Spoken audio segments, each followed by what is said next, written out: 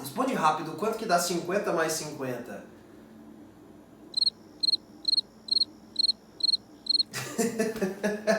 Se eu te disser que dá 96, eu não estou ficando louco, vou te explicar o porquê. Suponha que você tenha exatamente 50 ml de etanol e misture com 50 ml de água. Te digo que o resultado, a soma de volumes aí não vai ser 100, vai ser igual a 96 ml. E a explicação para isso é o que a gente vai ver nesse vídeo de hoje. Mas já te adianto que a explicação passa por um amor muito lindo que existe entre a água e o etanol. Vamos falar disso agora.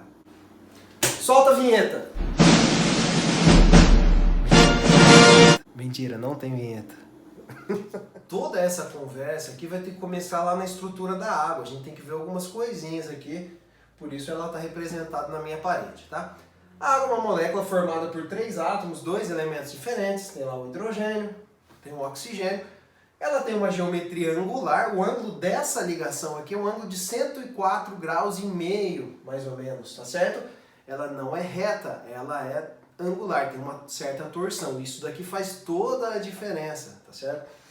E quando a gente olha para cá, vocês estão vendo que eu estou representando com essa letra um tanto quanto estranha. Eu vou colocar ela aí no vídeo para ficar mais fácil de entender. Eu entendo que a minha letra não é das melhores, mas isso aqui nada mais é do que um delta minúsculo.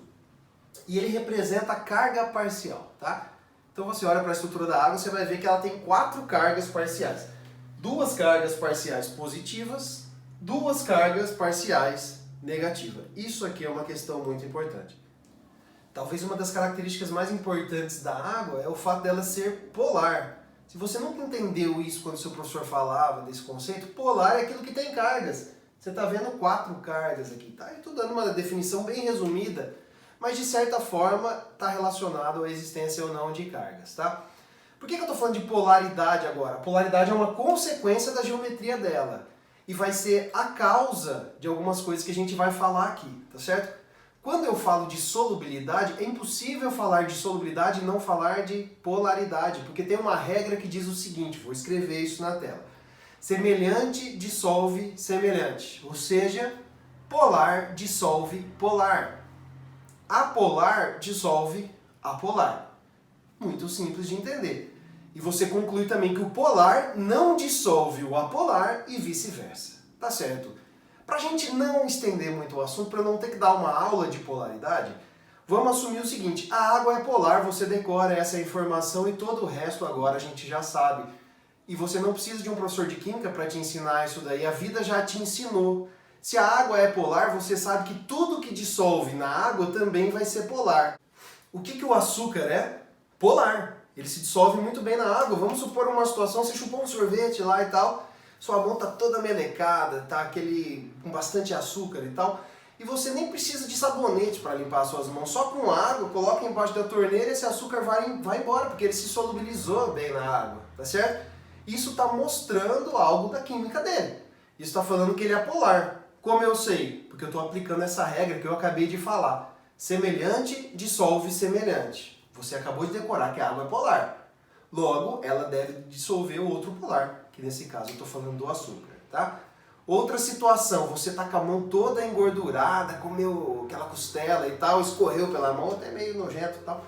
E aí você vai embaixo da torneira, sabe que isso não vai te resolver. Isso aí não vai te deixar limpo daquela gordura. Você precisa do sabão, por exemplo, tá certo? O sabão é assunto para outro vídeo. Eu sempre jogo assunto para outro vídeo. E ele vai interagir tanto com a água quanto com a gordura. Muito bem. A gente está falando de álcool nesse vídeo. Tem o álcool 70, tem o álcool 96, tem o álcool 54, tem o álcool em diversas proporções. Mas ele sempre está misturado com a água. E eles sempre vão se solubilizar muito bem. O álcool também tem uma característica polar muito boa. Tá? Então aqui a gente tem um esquema genérico do que seria um álcool. Lembrando que o álcool é uma classe de compostos. São compostos orgânicos que têm a hidroxila ligado a pelo menos um carbono. Tá? E o álcool mais famoso seria o etanol. É aquela substância lá que tem 2 átomos de carbono. Sabe o que é mais interessante na relação do etanol com a água? Eles são totalmente miscíveis, ou seja, se misturam em qualquer proporção. Não interessa as quantidades, um sempre vai solubilizar o outro. Isso é raro, viu? Na química nem sempre isso acontece. Normalmente, solubilidade, existe um limite para isso. Você dissolve o sal na água? Sim, até um certo limite. O açúcar também, tem um limite para que isso aconteça. No caso do etanol e da água, não existe limite, tá? E a explicação vem agora. Quando temos duas ou mais moléculas de água em um mesmo sistema, elas precisam interagir entre si.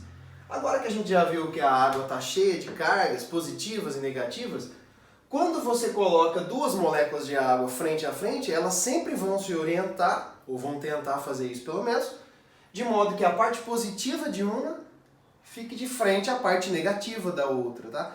Isso aqui é uma regra básica da natureza, tá? Os opostos se atraem, inclusive para cargas parciais.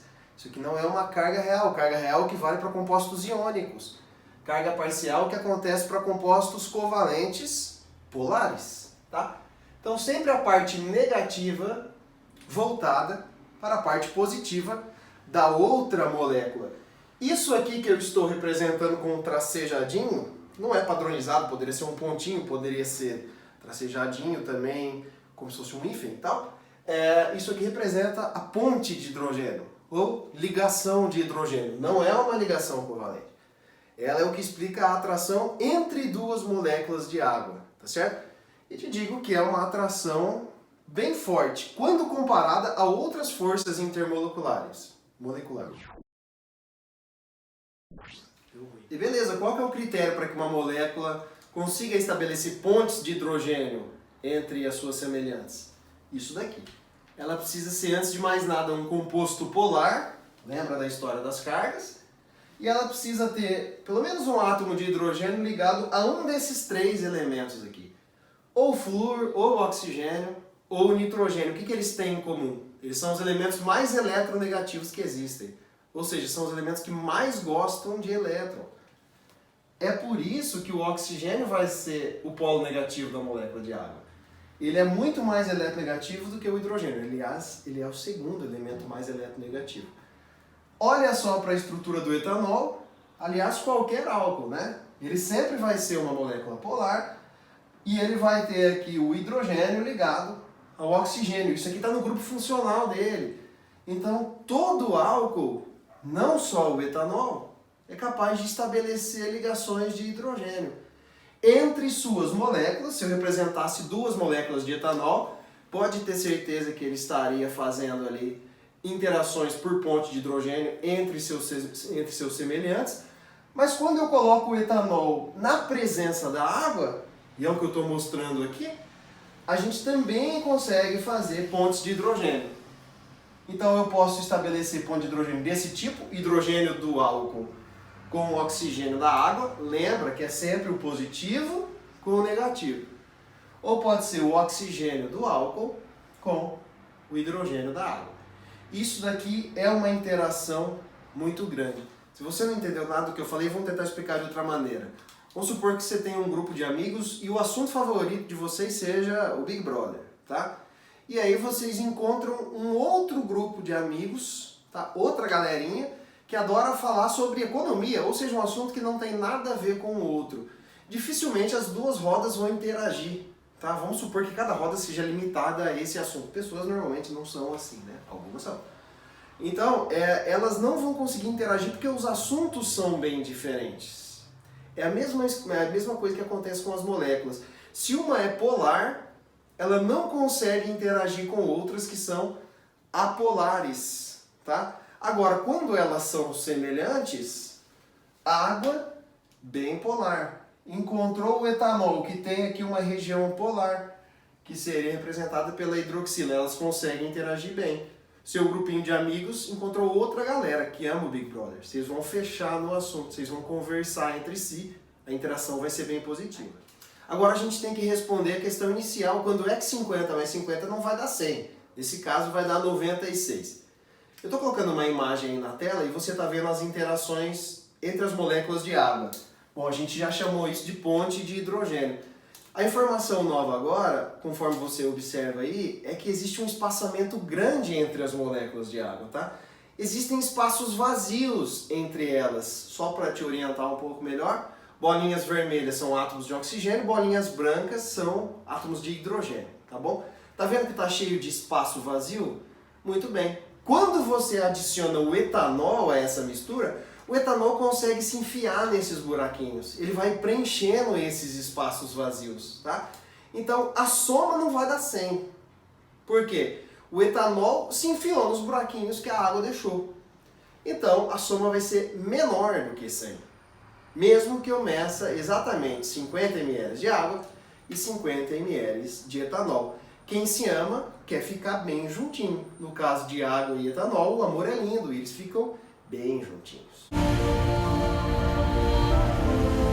Se você não está convencido ainda desse amor, eu vou te provar e vou fazer um experimento para isso, tá? Agora você não confia mais em mim, você confia na natureza, tá? Então no próximo vídeo a gente vai fazer um experimento que de uma vez por todas vai comprovar esse amor da água pelo etanol e vice-versa. Até lá!